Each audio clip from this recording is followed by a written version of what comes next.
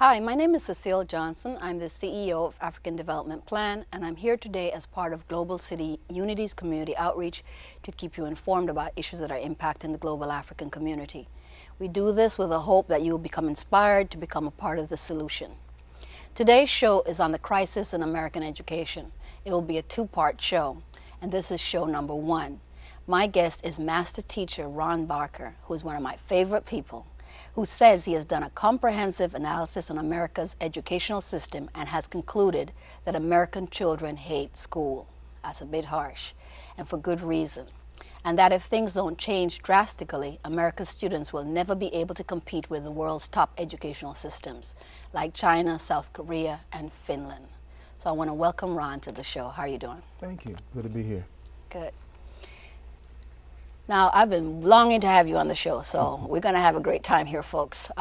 Before I let Ron tell us about his comprehensive analysis of the American school system, let's look a little bit at the data, right? Okay. And I've had some shows before where I've talked to you about the access to knowledge, and access to knowledge and education is a critical part of what we call the Human Development Index, and this is an international standard that asks how are the people doing, right? So it's broken into 3 areas, and access to knowledge is the second area, which is tied to education.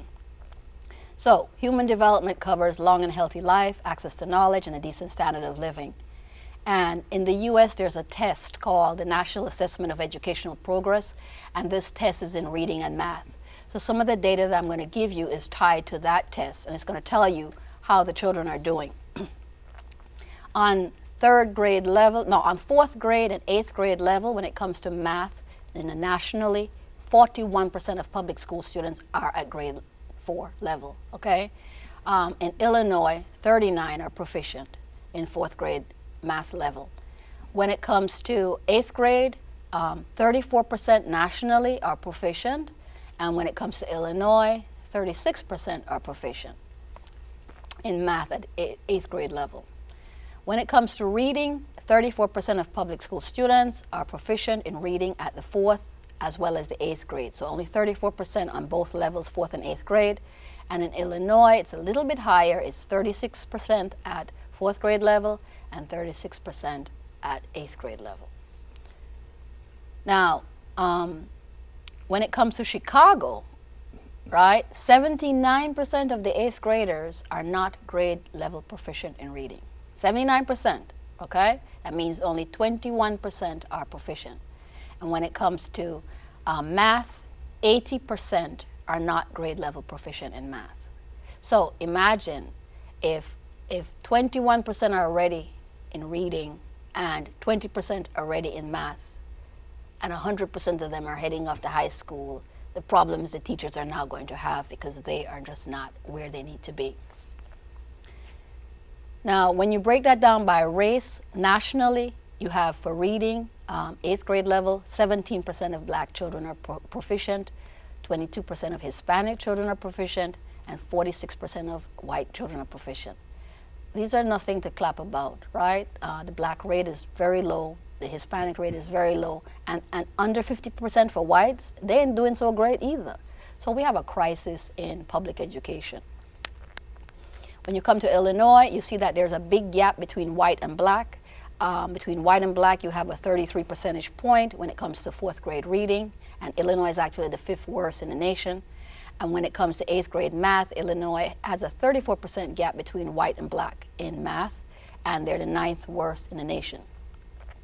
The seeds of student success are planted early in life, and we see that fewer than 3 in 10 children are enrolled in any kind of state-funded preschool. This is important because we have a budget crisis right now, and of course the first place they're always cutting are those things that impact the most needy and the poorest, which is public education, etc. And so 3 in 10 children are enrolled in state-funded preschool. So the face of poverty in Illinois, 14.7% of our population here in Illinois is poor, and of that 9.5% are white, 20.7% are Latino, and 31.6% are black. So as we've told you, the face of poverty in Illinois is black. And when you go to some of our communities, North Lawndale, East Garfield Park, Burnside, Inglewood, it's all over 45, 46, 47% poverty rates, and Riverdale is at 58.3. we talked about graduation. CPS likes to talk about how its graduation rates have gone up. 69% of the students are graduating, and 11% of them are college ready. So we're going to get into why that is, right? Because if they ain't college ready, I don't know why they're leaving high school. So, Mr. Barker, Yes. Ron, I want to welcome you, and I want to give you an opportunity to tell us a little bit about yourself. Okay. But then I want you to respond to some of that data that I've given you. Tell me about your comprehensive analysis of our school system and how it just ties into this data that we just got. Okay, one thing I heard you say was that, you know, whites are not doing well, blacks are not doing well, not any of our kids are doing well. Right. And it really started with me. Well, first of all, I'm a teacher, and what makes me different from other teachers, excuse me, is that I create curriculum. And when you create curriculum, that's how you can get trust and build relationships with students. Okay. And so imagine that you, one kid has a problem with fractions, say, and you write a song or a poem or something like that to get them really involved in it, and say, wow, this teacher actually cared about me enough to actually write a curriculum based on what I needed. And so it really started when I read the book, Tony Wagner's book called The Global Achievement Gap. And it says America has two achievement gaps. One that everybody know about, the difference between blacks and whites. And then there's another achievement gap that what even our best students can do versus what other countries can do around the world. And so that's what really started for me. And so when I heard that, I said, it must be, it sounds like a systematic problem. Something that we are not doing or doing in the United States that has stopped all of our kids from really excelling as far as reading comprehension and other fields. Okay. So we have black and white. Yes. And we have what we're doing here versus globally. Yes. Those are the two gaps. Okay. Right. So I've heard you said before in talking to you, what does this really mean to the outcomes we expect from the educational system? What are the businesses saying, right? Is our educational system meeting their needs? And how did you interpret the findings and decide what your area of focus was going to be on? Well, for the last 10 to 15 years, business has been complaining about the recent graduates that they hired, saying that they do not have the skill sets for them to compete globally. And so what they're saying is that the kids do not have the ability to ask good questions. You ask good questions, that means you can actually break down and problem solve. So the kids cannot problem solve. Number two, they can't communicate. Their communication skills are not up to par. Well, their feelings, their thoughts, their ideas, they can't communicate them effectively enough to find out what are they doing, what they want us to do. And three is that they cannot work in teams, you know, because our school system is based on how well you do as far as getting a grade.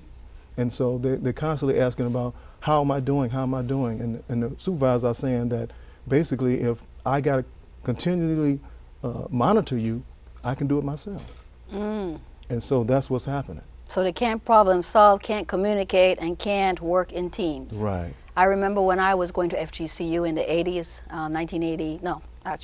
2001 or so. Okay. How they were talking about that. I have a degree in communications, and that was in response to what businesses were telling them. So exactly what you said is exactly why my degree is in communications. Okay. Because they're saying we can teach you everything else, but if you can't communicate, if you can't present, right, you can't work well with others, then that means when you come, you're a heavy burden. Right. And another thing was happening too is that the International Literacy Association was saying that not only in America but all across the world is that our kids cannot read with comprehension. Okay. And so this year they actually changed their name from really get focused from International Literacy Association to International Reading Association. Okay. And so I put the two together. Businesses are saying that we want more hands-on learning. And so they've been pressing our legislation and everything like that. And so that's what came out with the Common Core State Standards. Okay. Because they kept pressing, saying we got to have a whole different school system. And so they saying that we want more real-world experience with our graduates, so when they come in, they can actually do real-world stuff. You know, so and that really translates to hands-on. So they wanted hands-on, and International Reading Association wanted our kids to be able to read with comprehension. So that was my focus with my analysis. Okay, so you've mentioned something here. You've mentioned Common Core standards, Yes. right? And a lot of times when we hear Common Core, we hear disagreement. So Yes. what is your feeling about Common Core? And Well, Common Core is like we need to change, and so the problem is just like what No Child Left Behind is no money. So when you have these standards are just standards. That means teachers have got to teach differently. The businesses are saying that we want you to stop teaching lecture style and giving worksheets. We want you to give them hands-on experience so they can think deeply about what they're learning, and they can use what they're learning. And so that's what Common Core State Standards is all about. And then they have the test to go along with it, the Parses test, which is the Partnership for Readiness of College and Careers. And so that's what, so we can't go back now. We have that test that's really, it really focuses on how the child is thinking, not really for us a right or wrong answer. so how the child is thinking. Yes. And so you think that's a very big positive. Yes. So when we hear all this negative chatter, it's just foolish chatter. Well, the reason why it's chatter because anytime you have a transition, see, this is a transition. Okay. We're transitioning from factory workers to technological workers, and so we're slow to catch up. And so that's what it's really about. And so everybody's just fighting change and saying, well, I don't understand this, I don't understand this, and how come the Parses test has to be in two different parts? Well, this particular year is only one part, so they can't really complain about that. So it's about, can your child read with comprehension? Read with comprehension, which is very critical for critical thinking Yes. skills. So I think what it sounds like is that there's not been a good enough campaign to educate people about what this Common Core is, Right. and how it is actually something that's beneficial, and how it's good since we are such transient people, Yes. right? When I lived in New York, we had one level of education. When I moved to Florida, good Lord, Yes. right? It was Yes. like something else. Yes. And you go to California, and you go to other places. So since we are transient and we are one country, we Right. would expect that all of the children going through all the same schools, right, It would should be. have the same outcomes as far as ability to achieve. Yes. Okay. So, folks, I want you to really listen to what he's saying here, because we hear a lot of talk, we hear a lot of chatter, and people are fighting against things and talking about all this testing. But what exactly are we testing? He's explained that to you. Common Core is not something to fight. Common Core is going to make sure that your child is able to read with comprehension, which means he'll have critical thinking skills, which means that he'll be able to think himself out of this box that we're currently in.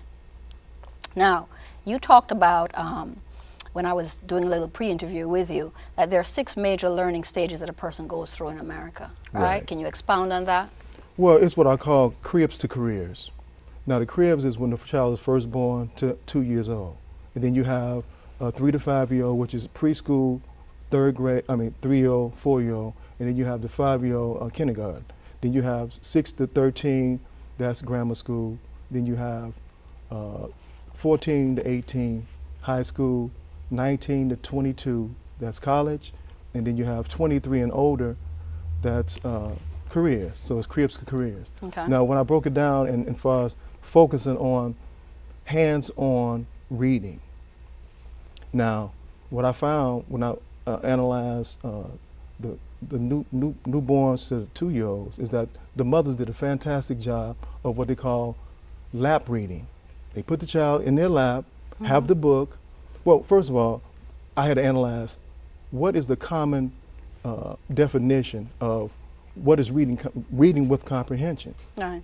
And so, looking through all the books and everything, it's like the number one standard of what is reading comprehension is listening comprehension plus word recognition equals reading with comprehension. So both things have got to be there. Say it again. Listening comprehension plus word recognition equals reading with comprehension. Okay. If both things are not present, then you do not have reading with comprehension. Okay. And so lab reading is really the best way to teach a child how to read with comprehension, because the child is on the lap, The book is there. They see the book. They see the words. They see the pictures. They hear their mother reading to them. That's why 1-year-old and 2-year-olds actually learn how to read by the mother's lap reading. Okay.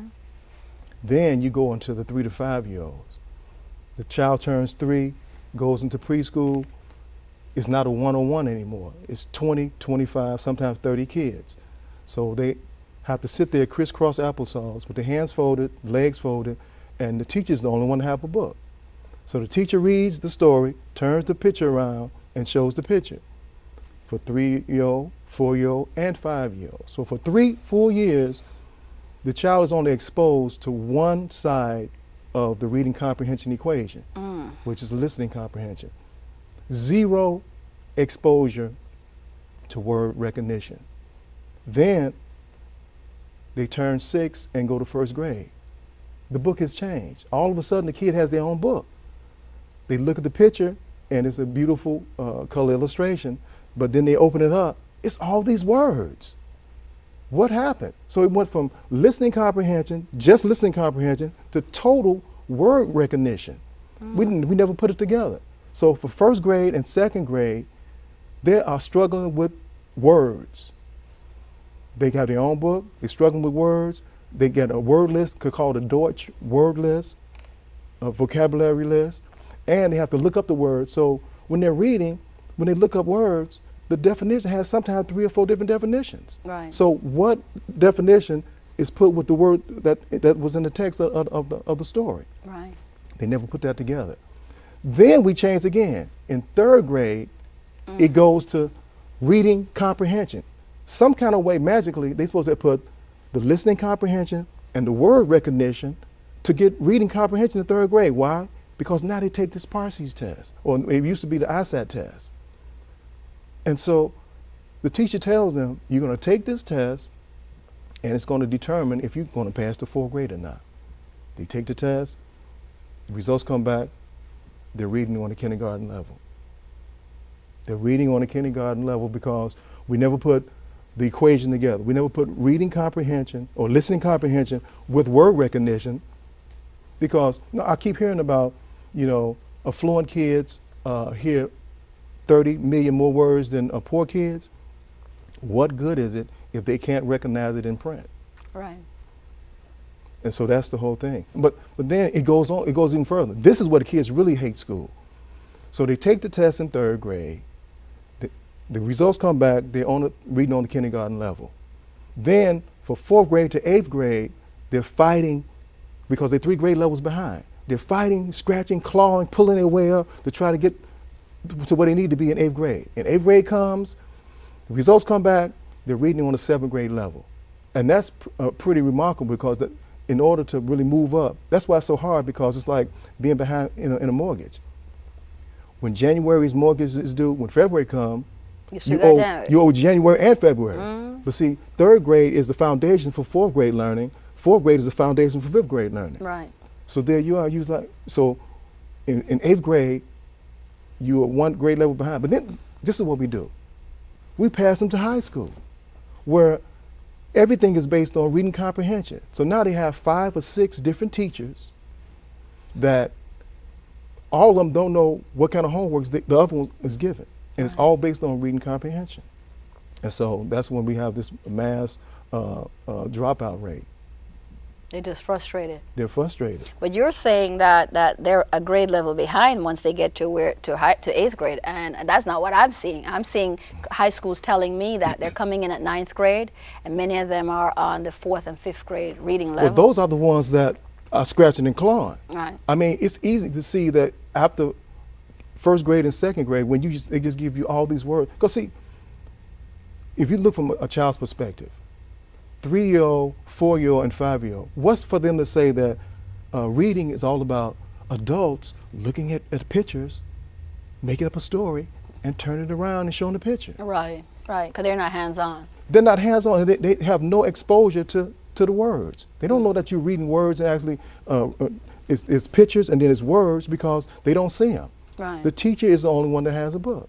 So a simple solution there would be all the children have books. Yes. and follow along Yes. as you're reading. Yes. Right? Yes. And then that way we're going to have 100% or close Well, learning comprehension, well, reading comprehension. Well, the whole thing is they're gonna know what reading comprehension really is. Right. Is that you actually reading words and not just making up stories with looking at pictures. Right. And then have a shock to their system when they go to first grade and they have their own book and it's all words. Right. It's like, what happened to the beautiful pictures? Right. You know, and I got to read all this. So I'm struggling with these words. See, that's why listening comprehension is not there, because the teacher's not reading to them in first grade and second grade. They have to read it themselves.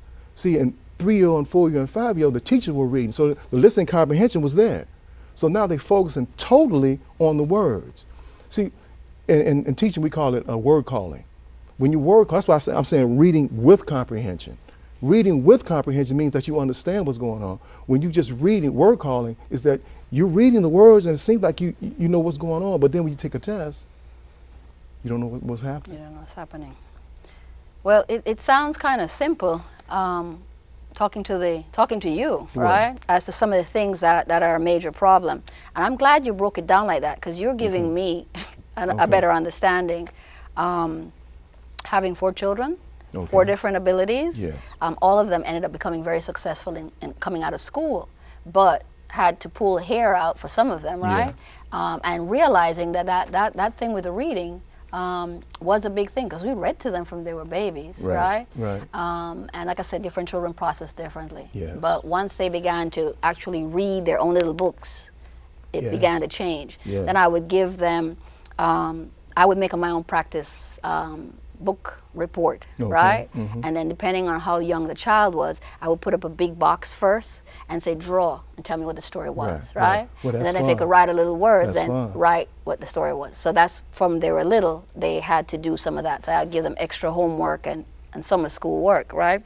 So, but that's fascinating, because this reading comprehension, listening comprehension plus word recognition equals reading with comprehension. Yes. So folks, listening comprehension plus word recognition is equal to reading with comprehension.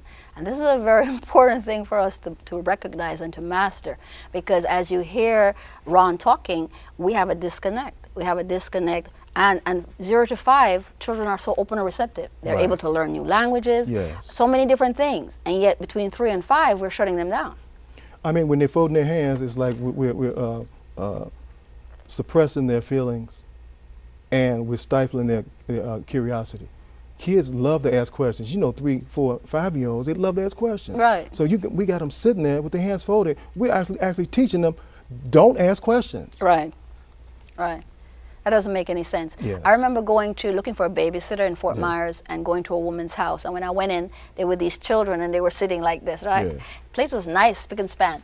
I walked through, and when I came out, I said to myself, no way, right? Because for me, children need to roam, Yes. children need to explore. I try to make my Yes. house a place where there are things that they can be curious about, but it's safe, right? Yes. And so to come in and see these children like this, I said to myself, oh my goodness, that is torture, because that's not normal. Well, I mean, speaking about statistics like you was talking about, the Institute of Mental Health was saying that 25% of adults in the United States suffer from depression or anxiety, or a combination of both. That's 1 in 4. And that comes out to more than 42 million adults in America. Wow. And then they said that adolescents 12 to 18, it's over 34%. That's 1 in 3. Then they say that Wow. under 12, they don't know what it is. My guess is about 50%. So 1 in every 2, because what I just outlined to you about what they're going through, they want to learn. Right. But we're not giving them the connections in order to really read with comprehension. Right. So when we look at the increase in drug use, when we Yes. look at all these other social ills, right? Yes. So we're shutting them up, we're suppressing them rather than giving them a natural outlet, Yes. right, to express themselves, Yes. and then be able to shape the expression Yes. once it comes out, right? We're blocking that, and so we're actually creating a very unhealthy society. Well, we cut music, art, dance, theater, recess, gym. They have no way to express themselves. Versus what Finland, who's the #1 educational system in the world, is doing. Right. I mean, they're doing the total opposite. And they're the happiest place to live in is in Finland. Well, we're going to have a show 2, and in that Okay. show 2, I'm going to be asking you some questions about that, right? Okay. So as we get close to wrapping up, I think it's actually sad. I feel sad listening, right? Yeah. Because our children are our most precious possessions. Right. They are our future. Right. And if we're creating the dysfunction in them and making them unhappy, and then we see all these children who are being medicated, Yes, right? yes. And then we see a school system which is failing them because they haven't sat back and done the analysis that Right. you were talking about. Right. And so I'm going to be wanting to talk to you more about not only your observations, but some solutions, right? Yeah, some simple things that we can do. There's you some know. simple things we can do, okay? So I want to thank you for Okay, thank you. coming in and talking about this and for sharing and letting people know that this is a 2-part series. This is very serious. This is a crisis in our public education. We're not just focusing on what happens to black children or Hispanic children or children of color, even though we know in Chicago public schools 91% are children of color and their achievement is very low. But when you look at all of the children, even amongst the white children, their achievement levels are not that great either. They may be 3 times ours, right? Yes. Or 4 times ours, but But they don't compare when it But- comes globally. exactly, It's nowhere exactly. near. And so now we look at all this potential being lost because we are bringing in people from out of Yes. other countries Yes. to meet jobs that we have not prepared our own children for. So I want to thank you for coming in, Master Teacher Ron Barker. And again, my name is Cecile Johnson, and I am the CEO of African Development Plan. And we are trying through this series that we're doing called Connect the Dots to bring not only data, which I'm a data person, but we give you some analysis behind the data as to why what's going on in our communities. Someone like Ron Barker, folks, Ron is a teacher, or was a teacher, and left teaching in order to finish his research. And in doing this research, has had to go back to work, right? Yes, yes. And that's the crisis we have in our community. Those of us who want to make a difference end up having to do all these other things. So that means that it sacrifices the work that needs to be done. So we're going to talk a little bit more to Ron. But I want you to think about this. I want you to think about the quality of the information you've just heard from this gentleman and why we don't have a black think tank funded by our community, right? So that thinkers like this can focus on the work. Our children are growing up and they don't have a lot of time, okay? And Ron, with the things that he's going to be talking about and the things that he's talked about, can make things happen for us. But he will need funding. We need to have a brain trust. We need people like Ron in the brain trust, and we need to be able to come up with our own solutions for our own community. So again, my name is Cecile Johnson. I'm CEO of African Development Plan, and I want to thank Global City Unity for this community outreach. That's what this programming is about, and for giving us this opportunity to talk to the black community and to others on about educational issues with the goal, again, of finding solutions. You can reach me at www.africandevelopmentplan.org or via email at African, just like it sounds, AFRICAN, africandevelopmentplan@gmail.com. Look forward to you following up with us as we go into part 2 of the crisis in education in America, and thank you for listening.